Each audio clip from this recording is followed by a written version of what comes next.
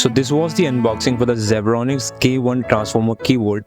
Now this one is a pretty common membrane keyboard. The keycaps are pretty much the membrane keycaps, and there is a translucent panel which you can see RGB through. So for the keycaps, you can see they are pretty much very generic piece of keycaps, but there is RGB underneath them and there is the membrane switch. The good thing is there won't be a dust buildup because there is a clear separation between the base and the keycaps.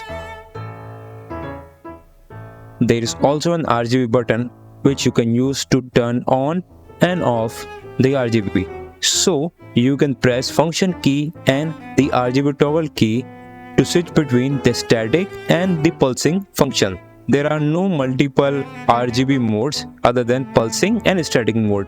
You can also change the brightness of the RGB by using function key and page up and page down at the same time. There are multimedia keys on top of the keyboard, and the best part about this keyboard is it is dead silent. It is not very bright, but it can do the job in the dark environment.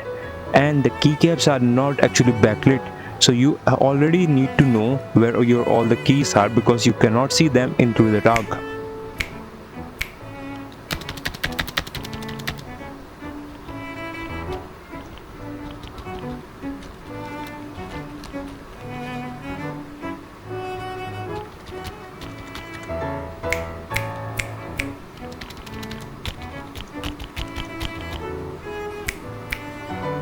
So this is what it sounds like, and this is me literally pressing on the K button of the keyboard, and it's nothing.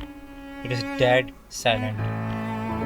The typing is actually pretty good, and this was mostly all of it for the budget keyboard.